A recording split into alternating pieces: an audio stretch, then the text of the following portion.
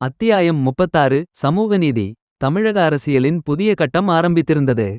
ராஜாஜி, காமராஜர், பக்தவச்சலம், எம்ஜிஆர் போன்றவர்களுடன் அரசியல் நடத்திய கருணாநிதி தன்னைவிட அனுபவத்திலும் வயதிலும் மிகவும் இளையவரான ஜெயலலிதாவுடன் அரசியல் செய்ய வேண்டிய சூழல் உருவானது. அதன் பிறகான அரசியல் இரண்டு கட்சிகளின் போட்டாபோட்டியாகவே இருந்தது. அருவருப்பான அணி மாற்றங்கள் அடிக்கடி நடந்தன. கருணாநிதி கொண்டு வந்த திட்டத்தை ஜெயலலிதா நீக்குவதும், ஜெயலலிதா கொண்டு வந்த திட்டத்தை மு.க. நீக்குவதும் நடந்தன. பழிவாங்கும் போக்குகள் மாறி மாறி நடந்தன. ஆகவே இனிவரும் அரசியல் வரலாற்று பக்கங்களை கொஞ்சம் வேகமாகவே புரட்டலாம். முதலமைச்சராக பதவியேற்றதும் அதுவரை அமலில் இருந்த மலிவு விலை மதுவை ஒழிக்கும் உத்தரவில் முதன்முதலாக கையெழுத்திட்டார் ஜெயலலிதா. 15 ஆகஸ்ட் 1991. தமிழ்நாடு சட்டமன்றத்தின் கோட்டை கொத்தளத்தில் தேசிய கொடியை ஏற்றி வைத்த முதலமைச்சர் ஜெயலலிதா, இலங்கைக்கு தாரை வார்க்கப்பட்ட கச்சத்தீவை மீட்டெடுக்கப் போவதாக அறிவிப்பு ஒன்றை வெளியிட்டார். விடுதலை புலிகளுக்கு ஆதரவாக கடந்த காலத்தில் பேசிய ஜெயலலிதா, முதலமைச்சரானதும் தமிழ்நாட்டில் விடுதலை புலிகளின் நடமாட்டத்தை குறைப்பதற்கான நடவடிக்கைகளை எடுத்தார். விடுதலை புலிகள் வயர்லெஸ் தொடர்புகள் துண்டிக்கப்பட்டன. மது ஒழிப்பு திட்டத்துக்கு மக்கள் மத்தியில் நல்ல ஆதரவு கிடைத்தது. அதைத் தொடர்ந்து ஜெயலலிதா அறிமுகம் செய்த திட்டங்களுள் குறிப்பிடத்தக்கது தொட்டில் குழந்தை திட்டம். பெண் குழந்தைகள் பிறந்தால் அதை வளர்ப்பதற்கான செலவுகள் அதிகம் என்பதால் அவற்றை குப்பை தொட்டியில் போட்டுவிடும் பழக்கம் அதிகரித்து கொண்டிருந்த காலகட்டம் அது. அந்த குழந்தைகளை எடுத்து வளர்ப்பதற்காக இந்த திட்டம் கொண்டுவரப்பட்டது. மாவட்டங்களுக்கு சாதித் தலைவர்களின் பெயர்கள் வைக்கப்படும் என்ற உத்தரவு பல்வேறு சமுதாய மக்களின் வரவேற்பை பெற்றது.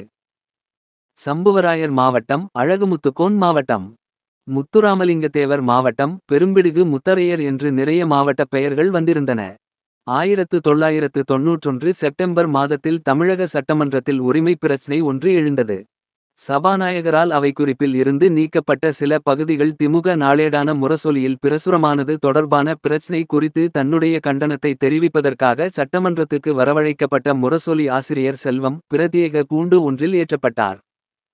பிறகு சபாநாயகர் அவையின் கண்டன வாசகங்களை படித்தார். தமிழக அரசியல் வரலாற்றிலும் சட்டமன்ற வரலாற்றிலும் இதற்கு முன்னர் இப்படியொரு சம்பவம் நடந்ததில்லை. தடா சட்டம். அயதிமுக ஆட்சியில் கொண்டுவரப்பட்ட இந்த சட்டத்தின் கீழ் திமுகவின் முக்கிய பிரமுகர்கள் பலரும் கைது செய்யப்பட்டனர். முக்கியமாக முன்னாள் அமைச்சர் சுப்புலட்சுமி ஜெகதீசன் வை. கோபால்சாமியின் சகோதரர் வை. ரவிச்சந்திரன் மற்றும் திமுக அரசில் உள்துறை செயலாளராக இருந்த நாகராஜன் ஐ.ஏ.எஸ். என்று ஏராளமானோர் கைது செய்யப்பட்டனர். எதிர்க்கட்சிகள் மீது பழிவாங்கும் நோக்கத்துடன் தடா பிரயோகம் செய்ததற்கு திமுக கடும் கண்டனங்களை பதிவு செய்ததோடு மாநிலம் தழுவிய அளவில் போராட்டத்தையும் நடத்தியது. இதற்கிடையே திராவிட இயக்கத்துக்கு 75 ஆண்டுகள் நிறைவு பெற்றதை கொண்டாடும் விதமாக டிசம்பர் 21, 1991 தொடங்கி 2 நாள்களுக்கு மதுரையில் பவளவிழா கொண்டாடப்பட்டது. அந்த மாநாட்டுக்கு வந்தவர்கள் கட்டணம் கட்டிவிட்டு கலந்து கொண்டது மாபெரும் தோல்விக்குப் பிறகும் உற்சாகம் குறையாமல், ஊக்கம் குன்றாமல் இருக்க திமுக தொண்டர்கள் தயாராக இருக்கிறார்கள் என்பதை வெளிப்படுத்தியது. 1992 பிப்ரவரி மாதத்தில் கும்பகோணத்தில் மகாமகம் திருவிழா நடந்தது. ஆன்மீகத்தின் அதிக நாட்டம் கொண்ட முதலமைச்சர் ஜெயலலிதா அந்த திருவிழாவில் கலந்து கொண்டார். மகாமக குளத்தில் குளித்தால் புண்ணியம் என்பதால் அதற்கான ஏற்பாடுகள் பிரமாதமாகச் செய்யப்பட்டன. பாதுகாப்பு கெடுபிடிகள் அதிக அளவில் இருந்தன. மக்கள் கூட்டம் மிகப்பெரிய அளவில் திரண்டதால் கும்பகோணம் குலுங்கியது. திடீரென அங்கிருந்து சுற்றுச்சுவர் இடித்து விழுந்ததால் மக்கள் மத்தியில் நெரிசல் ஏற்பட்டு மிகப்பெரிய விபத்து நடந்தேறியது. தடுமாறி கீழே விழுந்தவர்கள் மீது மற்றவர்கள் மிதித்தபடி ஓடியதால் உயிரிழப்புகள் ஏற்பட்டன. மொத்தம் 48 உயிர்கள் பலியாகின. மகாமகம் விபத்துக்கு காரணம் முதலமைச்சர் ஜெயலலிதா என்றும் அதற்கு நீதி விசாரணை வேண்டும் என்றும் திமுக உள்ளிட்ட அனைத்து அரசியல் கட்சிகளும் கண்டனக் குரல் கொடுத்து கொண்டிருந்த சூழலில், உணவு பொட்டலத்தை வாங்குவதற்காக மக்கள் முண்டியடித்ததன் காரணமாகவே விபத்து ஏற்பட்டது என்ற விளக்கத்தை கொடுத்தது தமிழக அரசு. 28 ஜூன் 1992 அன்று மதுரையில் பிரம்மாண்டமான மாநாட்டுக்கு ஏற்பாடு செய்தது அயதிமுக. முதலமைச்சரும் கட்சியின் பொதுச் செயலாளருமான ஜெயலலிதாவின் மெகா சைஸ் கட் அவுட்டுகள் மதுரை மாநகரை ஆக்கிரமித்தன. 12 லட்சம் ரூபாய் மதிப்பில் சிம்மாசனம் போன்ற இருக்கை ஜெயலலிதாவுக்காக தயார் செய்யப்பட்டிருந்தது.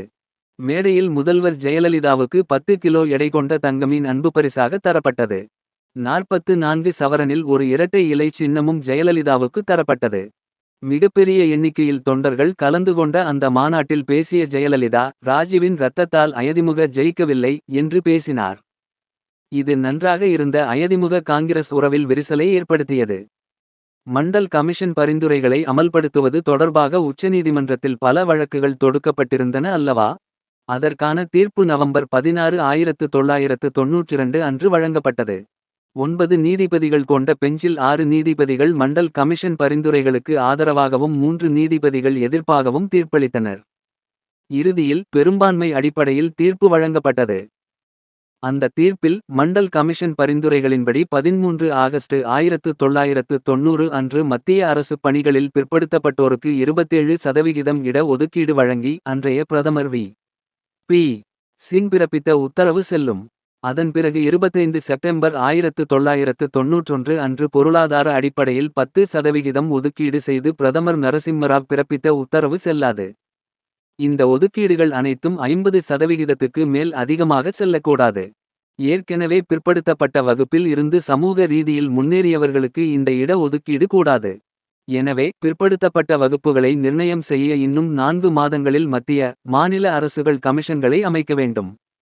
பதவி உயர்வுகளுக்கு இந்த ஒதுக்கீடு பயன்படுத்தப்பட்டிருந்தால் அது 5 ஆண்டு காலத்துக்கு மட்டுமே செல்லுபடியாகும் என்று கூறப்பட்டிருந்தது. இந்த தீர்ப்பை பகுதியளவில் திமுக வரவேற்றது. வி. பி.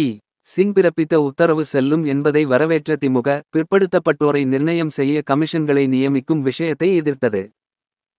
பிற்படுத்தப்பட்டோரில் முன்னேறிய வகுப்பினருக்கு இட ஒதுக்கீடு கூடாது என்பது ஏற்க முடியாத ஒன்று என்பது திமுகவின் வாதம். மண்டல் விவகாரம் எழும் சமயத்தில் அதுபற்றி விவகாரமும் எழுவது இது முதல் முறையல்ல. வி. பி. சிங் பிரதமராக இருந்த சமயத்தில் ஒருமுறை நிகழ்ந்தது. தற்போது மீண்டும் ஒருமுறை எழுந்தது. அயோத்தி விவகாரம் மீண்டும் கிளம்பியிருந்தது. டிசம்பர் 6 1992 அன்று அயோத்தியில் கரசேவை நடத்தப்படும் என்று அறிவித்தார் பாரதிய ஜனதா கட்சியின் தலைவர் அத்வானி. நாடு தழுவிய அளவில் கரசேவைக்கு கண்டனங்கள் வந்து கொண்டிருந்த சமயத்தில் தமிழகத்தில் இருந்து ஒரு ஆதரவு குரல் கேட்டது. அயோத்தியில் கோயில் கட்டப்பட வேண்டும் என்பது இந்த நாட்டின் பெரும்பான்மையான மக்களின் விருப்பத்தை பிரதிநிதித்துவம் செய்வதாக உள்ளது. இந்த நாட்டின் பெரும்பான்மையான மக்களின் கருத்தை நாம் புறக்கணிக்க கூடாது. பாரதிய ஜனதா, விசுவ ஹிந்து பரிஷத் உள்ளிட்ட அமைப்புகள் தொடங்கப்போவதாக அறிவித்துள்ள கரசேவை நடைபெறுவதற்கு தேவையான சூழ்நிலை உருவாக்கப்பட வேண்டும். அயோத்தி விவகாரம் தொடர்பாக நவம்பர் 23 1992 அன்று கூடிய தேசிய ஒருமைப்பாட்டு கூட்டத்தில் கலந்து கொண்ட ஜெயலலிதாவே இந்த குரலுக்கு சொந்தக்காரர். ஜெயலலிதாவின் கரசேவை ஆதரவு பேச்சுக்கு தமிழகத்தின் திமுக, திக, காங்கிரஸ் உள்ளிட்ட பெரும்பாலான அரசியல் கட்சிகள் கடும் கண்டனத்தை பதிவு செய்தன.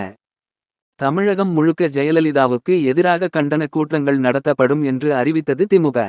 மேலும் கரசேவையை தடுத்து நிறுத்தும் நடவடிக்கையில் மத்திய அரசுக்கு தன்னுடைய ஆதரவு இருக்கும் என்று அறிவித்தது திமுக.